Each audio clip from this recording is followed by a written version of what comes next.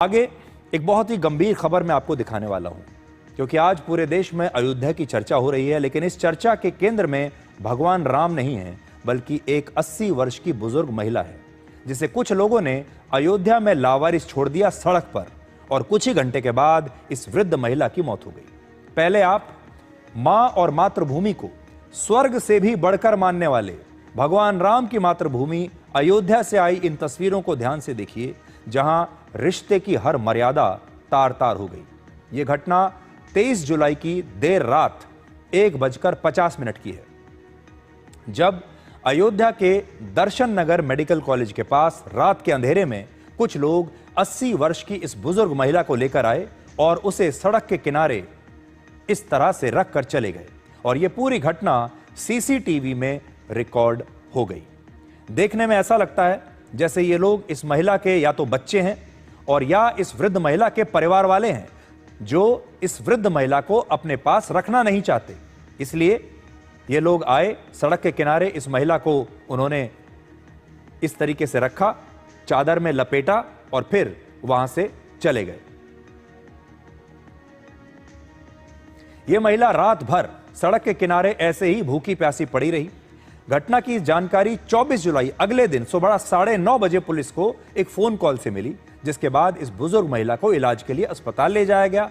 लेकिन वहां डॉक्टर इस महिला को बचा नहीं पाए और इस महिला की 24 जुलाई की शाम 6:30 बजे मृत्यु हो गई। यह सब कुछ उस अयोध्या में हुआ जहां भगवान राम का जन्म हुआ था, और भगवान राम अपने पिता दशरथ की आज्ञा का पालन करते हुए 14 वर्ष के लिए वनवास चले गए थे।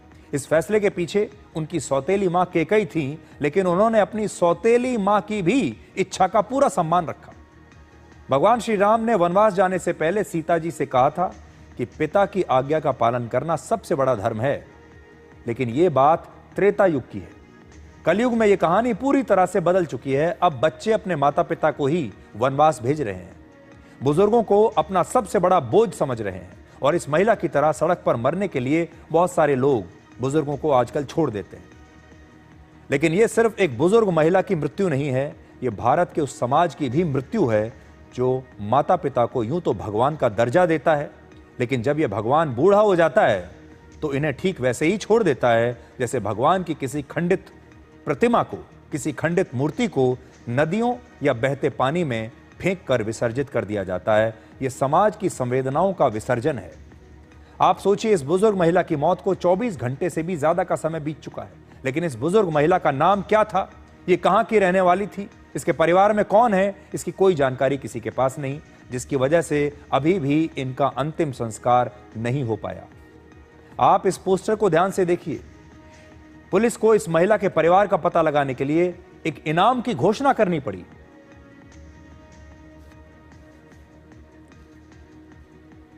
और लिखना पड़ा कि सूचना देने वाले व्यक्ति को उचित इनाम दिया जाएगा। यह सिर्फ एक पोस्टर नहीं है, यह हमारे देश के समाज के भविष्य का आईना है। आज की बात करें तो भारत में इस समय 60 साल से ज्यादा के बुजुर्गों की कुल आबादी 15 करोड़ से ज्यादा है। वर्ष 2036 तक यह संख्या 23 करोड़ के पार होगी। अगले 25 वर्षों में हर 5 में से एक भारतीय 60 साल से ऊपर का होगा। यानी आज जो भारत युवाओं का देश है, वो कुछ दशकों में बुजुर्गों का देश बन जाएगा। आज अयोध्या में जो उस बुजुर्ग महिला के साथ हुआ है, वो भारत के भविष्य का एक आईना है। इसलिए हमारे युवाओं को आज की ये खबर जरूर ध्यान से देखनी चाहिए और ये सवाल पूछना चाहिए कि आखिर क्यों बुजुर्ग भारत में एक बोझ बनते जा रहे हैं।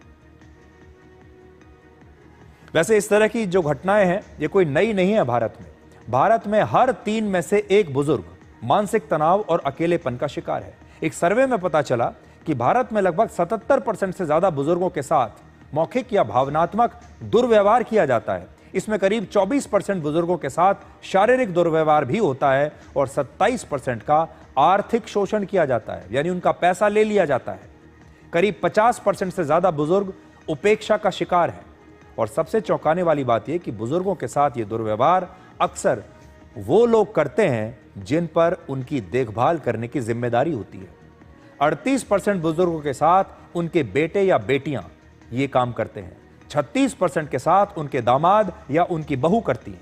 7% के साथ उनके अपने ही जीवन साथी दुर्व्यवहार करते हैं।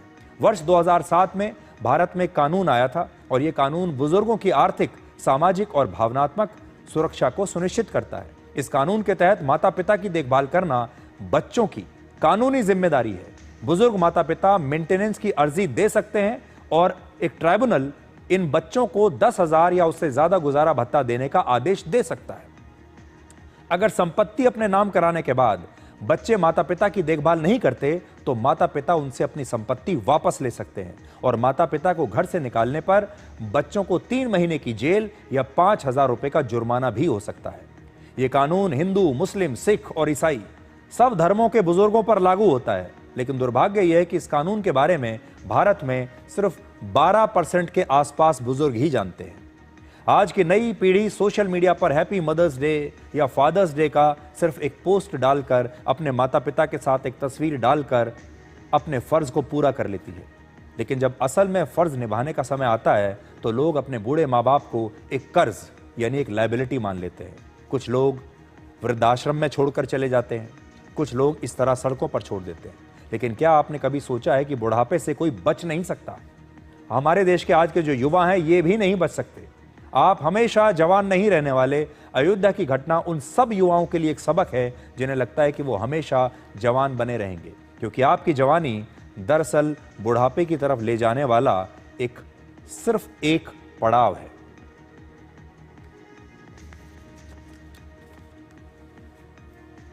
तो हम तो आज ये कहना चाहेंगे कि अयोध्या में इस वृद्ध महिला को जो लोग सड़क पर इस प्रकार से छोड़कर गए हैं उनके खिलाफ सख्त कार्रवाई होनी चाहिए।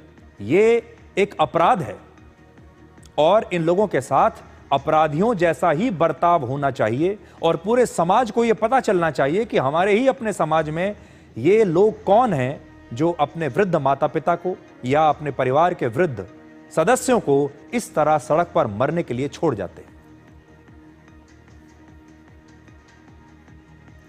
तो आज के लिए डिकोड में इतना ही। अब आपसे हमारी अगली मुलाकात होगी कल रात 9 बजे। तब तक आप खुश रहिए, सुरक्षित रहिए, स्वस्थ रहिए। और अजीब पहेली है ये जिंदगी, कहीं पर रिश्तों के नाम ही नहीं होते और कहीं सिर्फ नाम के रिश्ते होते हैं। नमस्कार।